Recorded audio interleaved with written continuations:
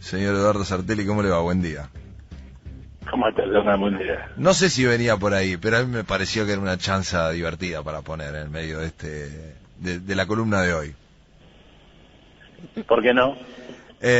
Hoy vamos a hablar de dos lugares y yo hice mi asociación libre y los uní, ¿sí? O sea, la unidad iba en la barricada. La barricada del Mayo francés, porque vamos a hablar de lo que está sucediendo en Francia, y la actualidad de Santa Cruz, de donde es el señor Eduardo Sartelli, jugando esa chanza de las barricadas que llamaron tanta la atención el fin de semana. Sí. Esto generó que en la lista de la Sartelli por el mango se lanzaran desde carcajadas y risotadas de todo tipo. Por lo tanto, yo me atrevo a mandarles un saludo a todos los que están ahí del otro lado, escuchando, sintonizando, ya aprendidos del análisis que se viene para el día de hoy. Me tomé esa licencia de unificarlas en la palabra barricada. Está muy bien asociar el mayo francés con este mayo santacruceño que se viene. Efectivamente, hay una vinculación, y es una vinculación real. Lo que estamos viendo en Francia, yo le pido a los oyentes que recuperen lo que hemos dicho sobre Trump, sobre el Brexit, sobre un montón de cosas que están pasando en Europa, los españoles, los mileuristas griegos. Hay una transformación de la sociedad europea norteamericana muy profunda, que tiene que ver con la aparición de lo que hemos destacado hace mucho tiempo, la población sobrante, una enorme masa de población que es mucho más que la desocupación formal, que tiene que ver, que expresa una caída muy profunda de los niveles de vida de vastas capas de la población, de lo que antes llamábamos el capitalismo central, y que se expresa en una crisis del sistema político, que da pie a la emergencia de movimientos políticos, entre comillas, nuevos, que pueden ser de izquierda o de derecha, pero que pueden decirse de izquierda o de derecha, pero da exactamente lo mismo. Recordemos que en su momento analizamos el caso Trump en oposición a Bernie Sanders y dijimos, bueno, los que votaron por Trump, Sanders tranquilamente. Y acá los que votaron por Le Pen podrían haber votado por Mélenchon, y de hecho las diferencias entre uno y otro numéricamente son pocos puntos. En cualquiera de esos casos estamos viendo siempre la emergencia de las consecuencias sociales de la transformación capitalista que se arrastra desde los años 70 y que es consecuencia del fracaso del Mayo francés, que es en el fondo el símbolo, la expresión máxima, si se quiere, del fracaso de la oleada revolucionaria de los años 70. La oleada revolucionaria de los años 60-70 del siglo pasado fue un retorno de la radicalización política de la clase obrera, luego de esa primera oleada de la que este año se cumplen 100 años y que está simbolizada por la Revolución Rusa. Esa última oleada revolucionaria del siglo XX terminó mal, terminó en un fracaso, y de hecho no solamente terminó en fracaso esa oleada, sino que a la postre el resultado fue la caída de todo lo que se había conquistado en la primera. Es decir, todo ese movimiento que llega a su punto con la revolución cultural china, con el Mayo francés, con la emergencia de la revolución en América Latina, El Salvador, Nicaragua, etcétera, etcétera, etcétera, es un movimiento de alza que se corta con la llegada de Thatcher, Reagan, el neoconservadurismo al poder, y que culmina en la caída del muro. Ese triunfo histórico de la burguesía contra la clase obrera y las fuerzas que desafiaron al capitalismo es lo que abrió un largo periodo de ajuste estructural, de reestructuración de la sociedad capitalista, ya sea por eliminación entera de conquistas sociales, hasta por generación de una masa enorme de desocupados y de población sobrante, es decir, que gente que es desocupada y no lo sabe, que tiene que ver como consecuencia de la introducción de la tecnología acelerada en los últimos años y de la traslación del capital a otros lugares. El ascenso de China es el correlato de la caída de la situación de la clase obrera en los países europeos norteamericanos. Tiene que ver con la aparición de competidores dentro de la propia clase obrera más baratos, y por otro lado del ataque de la burguesía hacia la clase obrera por medio de la revolución tecnológica. En los dos casos eso hubiera sido imposible sin primero terminar con la oposición obrera a estas transformaciones. Y por lo tanto la derrota de la última era revolucionaria era una necesidad previa y cosa que viene después. La victoria de la burguesía nos deja con este escenario social. Por lo tanto, por eso no es falso, o no hay que reírse de esta idea de que el mayo francés no está conectado con el mayo santacruceño. Digo mayo santacruceño porque todos sabemos que las cosas de Santa Cruz están mal y probablemente van a salir mal y van a seguir mal durante las próximas semanas, y probablemente en algún momento tenga un desenlace que será, digamos, finalmente una decisión del gobierno central cuál sea ese desenlace, pero está claro que Santa Cruz va a ser un desenlace en mayo. Esto significa que, ¿qué es lo que une los dos lugares? Lo que une los dos lugares es precisamente la misma población del blanco ocupado, reaccionario que vota por Trump, de lo que podría haber votado progresivamente por Sanders, del inglés, de los ex centros industriales que vota por salir de Europa porque la economía europea y el euro lo someten a un ajuste que ya no puede soportar, del indignado español que se quedó sin estado de bienestar y sin nada, del griego que creía que vivía a otro nivel, y del argentino que en relación a los años 70 ha sufrido embates terribles. El mejor obrero pago hoy en la Argentina gana la mitad que en los años 70, por el mismo trabajo, la misma cantidad de horas. En los años 70 la desocupación era 2%, hoy si la medimos bien supera el 12-15%, y si hablamos de la población que sobra supera el 30%. En la Argentina, la destrucción de la oleada revolucionaria y la apertura a la reestructuración general de capital dio como resultado que a este país le sobran por lo menos 20 millones de habitantes. Y esos 20 millones están localizados, es decir, hay provincias enteras que no tienen razón de ser, que no tienen existencia más allá de la coparticipación federal. Y Santa Cruz es una de ellas. Santa Cruz es la sede de dos cosas muy claras en la última etapa de la vida social argentina. La primera es la sede de la gigantesca corrupción que después se transformó en corrupción nacional, es decir, el kirchnerismo experimentó con Santa Cruz y ejecutó con la nación. Santa Cruz es una provincia que ha sido saqueada y que ha sido el escenario del saqueo provincial y nacional. Cuando Cristina habla de que a Santa Cruz hay que mandarle plata y cosas por el estilo, pareciera que hablara de una provincia en la que ella acaba de llegar, y no la provincia que hace 20 años que está gobernada por la misma familia presidencial. Es una provincia que ha sido víctima del saqueo, por un lado, y por otro lado ha sido víctima de esta reestructuración del capital. ¿Qué era Santa Cruz hasta la época de Menem? Y Santa Cruz era el lugar de los obreros mejor pagos del país, o de los mejores pagos. Era el lugar donde la población obrera vivía o de yacimientos carboníferos fiscales o de empleados de YPF o aerolíneas. Eran empleos que tenían un nivel salarial muy elevado. Yo recuerdo que mi tío, que era santacruceño, trabajaba para YPF, viajó por todo el país, casi gratis, con pasajes gratis en aerolíneas, tenía un nivel de vida muy superior a cualquier otro obrero común y corriente, sí. Y era parte de la familia petrolera. Santa Cruz vivía de eso. La privatización significó, para todo el sur, una gigantesca transformación social. Porque la privatización fue el punto de partida de una reestructuración general de la producción petrolera.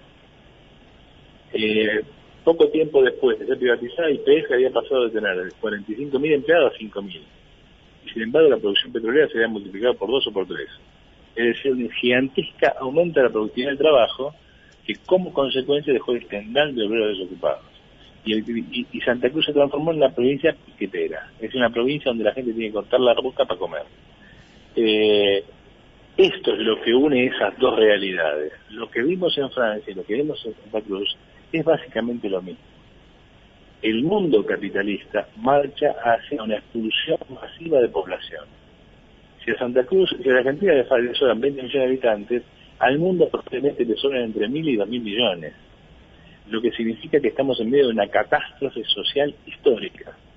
Y en esa catástrofe social histórica, todos los condicionantes culturales, ideológicos, políticos, saltan por los aires. Es decir, la forma en que estábamos acostumbrados a pensar el mundo y a vivir desapareció. Por eso, así como se acabó el bipartidismo tradicional en Estados Unidos, como se rompe el imperio británico, como países enteros se transforman en países bananeros, como Grecia o España, se muere la Quinta República en Francia, por la emergencia de esta realidad social.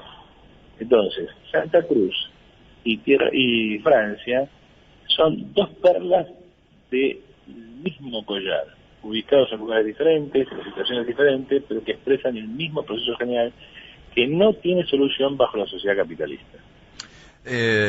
Obviamente que cuando la idea era dar el puntapié inicial para esto, no estaba en mí ese punto de unidad que acabas de describir entre uno y el otro. Yo simplemente me basaba en algunas cuestiones que a veces terminan siendo hilarantes y casi dolorosas. Digo, hoy veíamos a un diario como Página 12, que se supone que es el diario del progresismo en la Argentina, casi festejar de la misma manera que casi festejar porque perdió Le Pen, de la misma manera que en su momento festejaron porque había ganado Hollande. Y lo que yo decía es, estamos pasando de una punta a la otra sin darnos cuenta, y el corrimiento es tan grande como él mismo practica ese diario, reclamándole al gobierno el ahogo a Santa Cruz, sin hacerse cargo todo el proceso anterior. Por ahí lo mío es mucho más terrenal desde el punto de vista del análisis de lo que va pasando con ese sector que crea a pie juntilla lo que termina teniendo el diario como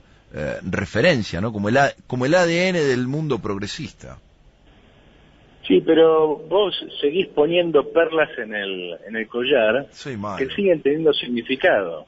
¿Por qué te digo esto? Porque esta alusión que vos haces a Página 12 es muy clara. ¿En qué sentido? En el sentido siguiente: hay mucha gente que, como diría Marx, no puede abandonar sus ilusiones, no puede dejar las ilusiones que tiene, porque implica abandonar una vida que necesita esas ilusiones. Y el kirchnerismo creó una enorme capa de población intelectual, artística, etcétera, etcétera, que vive de una ilusión y no puede abandonar esa ilusión, porque esa ilusión es su propia vida. La idea de que uno puede resolver los problemas del capital bajo la forma capitalista, sin alterar la estructura de la sociedad capitalista y pretendiendo pasar a otro mundo, es una ilusión utópica que ya era utópica en épocas de Marx, o sea, hace 150 años. La idea de progresismo argentino, de que la Argentina tiene solución sin atacar la estructura misma del capitalismo, que la Argentina tiene solución con Cristina, es una idea tan absurda como creer que la Argentina tiene una solución no capitalista con Macri, con la diferencia de que Macri no te dice que va a ser que te va a solucionar los problemas saliendo del capitalismo o jugándola de progre o de izquierda. En un sentido estricto, la utopía macrista es, si se quiere, más realista, es decir, vamos a tratar de mejorar esto. Yo creo que eso es utópico porque esto no tiene mejora, pero por lo menos no cree o no pretende entrar en la contradicción flagrante que significa querer hacer algo sin cambiar la base que sostiene ese algo.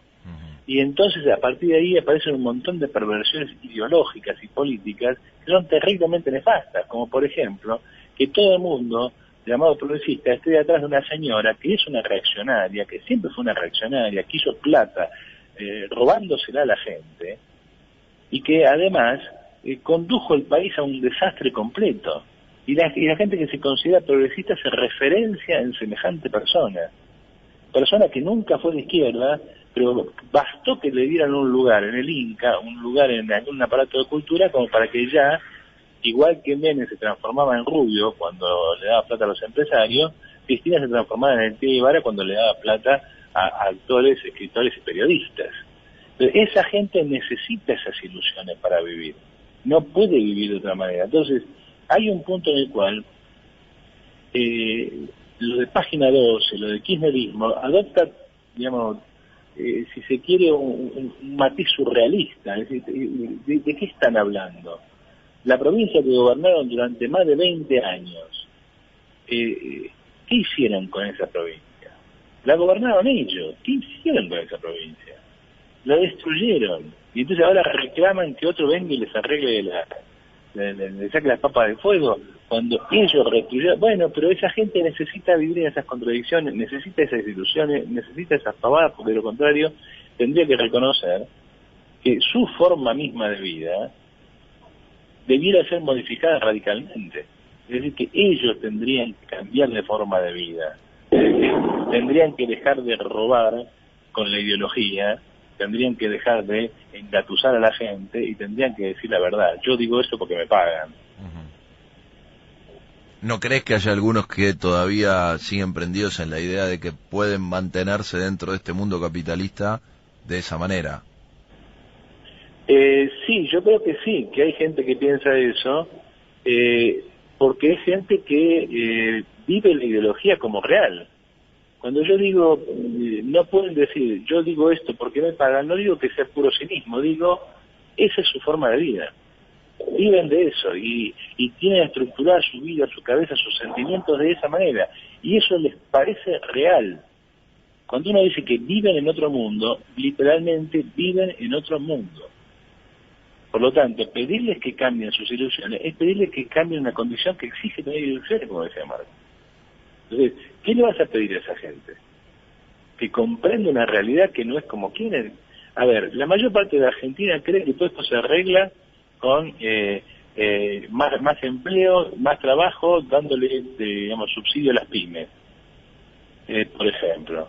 Que protegiera el capital nacional, hacer que el mercado interno crezca. Esa es la campaña que lanzó, esa es la campaña que lanzó ayer Scioli.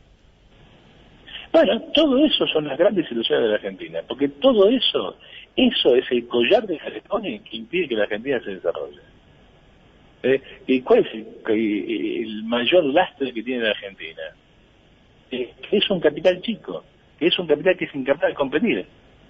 Luego, alimentar ese capital que es incapaz de competir es lo mismo que alimentar a ¿cómo se llama? Como que vos quieras formar una granja con animales que están enfermos. O sea, le vas a dar de comer y se va a morir igual, nunca vas a obtener ningún resultado de eso. Ahora alguien me dice, bueno, entonces vos defendés el gran capital. No, porque ¿qué significaría una Argentina de gran capital?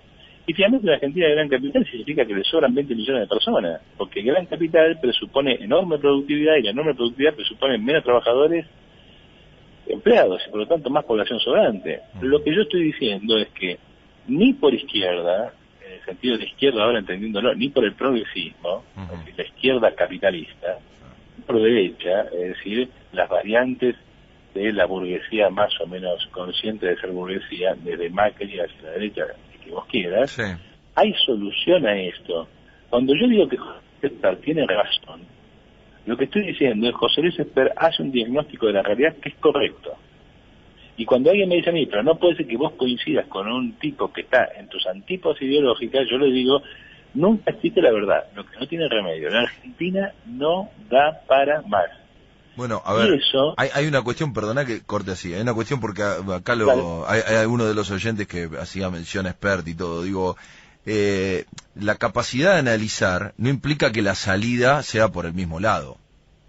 Digo, desde el punto de vista de la coincidencia que vos haces mención sobre el análisis que hace Expert, de la situación en la que se encuentra la Argentina.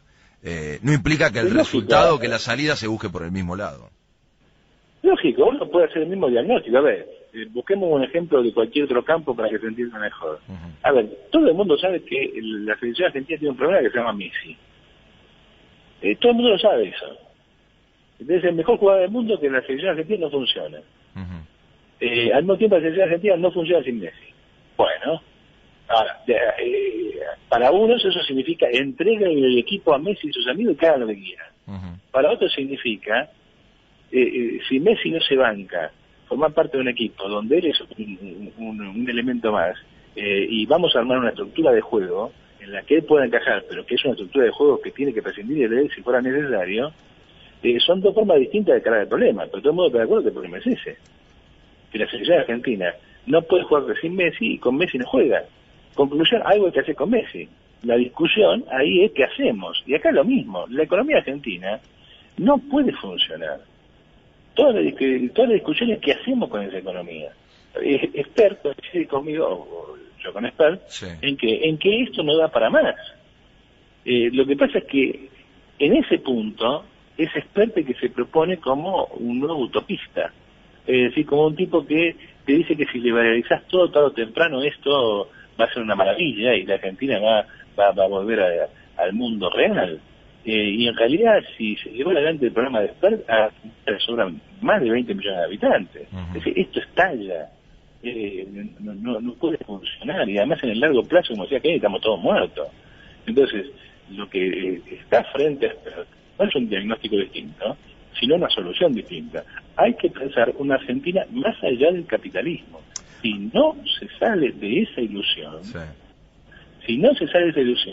Seguimos entrampados en el peronismo. Por eso en la Argentina, fuera de esa ilusión, uh-huh. no hay nada, y dentro de esa ilusión está el peronismo. Y ese es el gran cáncer del problema argentino. Ahora, es el gran cáncer de Argentina. Ahora, nobleza obliga, te tengo que hacer una pregunta que cae madura, porque vos decís dentro del capitalismo, no, hay una izquierda que avanza con una lógica socialista, pero uno percibe que las estrategias son pegarse detrás de la barricada que nos televisaban el fin de semana. Digo, ¿hay un error en los dirigentes? ¿No terminan de conceptualizar esto? ¿O están buscando algún sector de la burguesía que por no sentirse comprendidos, en lugar de echar el voto a la basura, lo deposite ahí como en una actitud de bronca? Bueno, lo que vos estás diciendo es más o menos lo que Jorge Asís planteó cuando postula que el Partido Obrero se está transformando en una izquierda razonable, que se postula como la nueva izquierda razonable.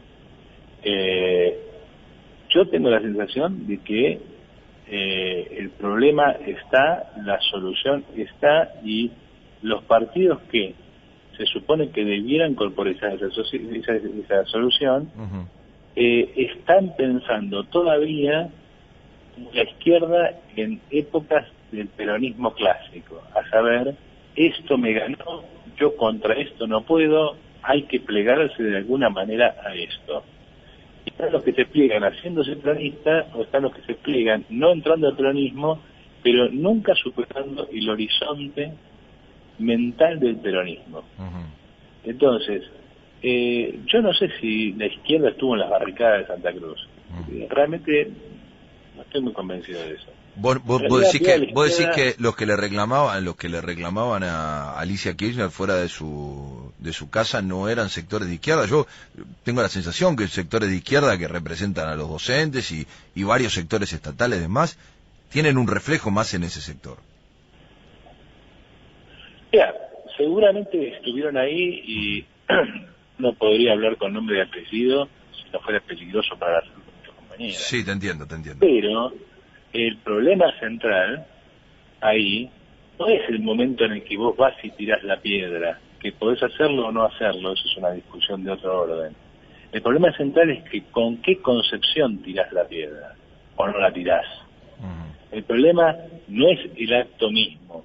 Está bien ir a joder a dos viejas que estaban con su nieto allí, y no sé, la verdad que no lo sé. Uh-huh. Es un hecho político, indudablemente. Y sí. esa gente no son dos viejitas que están tejiendo crochet, son las dos responsables de la mayor crisis de la provincia en toda su historia. Y que en definitiva golpea directo, así de simple, al estómago de toda esa gente. Exactamente, y que esa gente está sufriendo por culpa de esas dos, entre comillas, viejitas. Uh-huh. Pero uno podría discutir si está bien ese acto, no está bien ese acto, es discutible, no digo ni a favor ni en contra. Lo que estoy diciendo es, uno puede agarrar un fusil y vamos a armar un ejército popular, puede decir, fusil no quiero, vamos a conquistar los sindicatos, puedo decir, los sindicatos acá, vamos a hacer actividad política parlamentaria, puede elegir la estrategia que quiera, pero detrás de eso tiene que estar el programa que te lleva después de ahí, porque eso es coyuntural. Y si vos te confundís lo coyuntural con lo estructural, no vas nunca a ningún lado. Por eso yo creo que la izquierda argentina es básicamente sindicalera y parlamentarista. En medio de la crisis en la que estamos, sectores de izquierda convocan a representantes obreros para un acto en el Luna Park que consagre a los candidatos que se van a presentar en la próxima elección. Da la impresión de que están mirando otra realidad, porque las elecciones asumen para ellos una importancia que es evidente que para las masas no tienen. Pensar lo que está haciendo la gente de Santa Cruz. Entonces, hay un punto en el cual mi impresión es que buena parte de la izquierda, no quiero generalizar y meter a todo el mundo de nuevo, pero sí, buena parte de la izquierda está muy adaptada al sistema y no es capaz de ver más allá de eso. Por lo tanto, no es parte de la solución, es parte del problema. Eduardo, clarísimo, hay obviamente preguntas que se disparan todo el tiempo a medida que vas avanzando en el análisis, que seguramente después te las voy a derivar, de algunos que hacen su propio análisis, su relectura de esto que decís, que me parece que es más que saludable. Aparte, vamos a ser sinceros, es desde ahí donde desde hace tiempo venimos llevando adelante esta propuesta, la idea de disparar preguntas, la idea de que la gente pueda hacer su propio análisis, que tome un poco estas acciones de la realidad cotidiana y trate de tener una traducción diferente a la que seguramente aparecen en la mayoría de los medios. Así que digamos que estamos contentos con lo que se genera y bienvenido sea que puedan expresarse algunas voces, aunque no todo el tiempo se coincida con todo, pero vale el disparador de este análisis. Otro día hablamos de fútbol y en todos casos lloramos más. No me hagas acordar del fútbol, no tengo ánimo para hablar del fútbol. Fíjate que hablé de la selección. Está perfecto. Te mando un abrazo, buena semana. La idea es esa, que la gente piense, se enoje, discuta, pero que use la cabeza. Sí, sí. Usamos toda la cabeza, creo que nos va a ir mejor. Ojalá. Un abrazo grande. Abrazo, buena semana.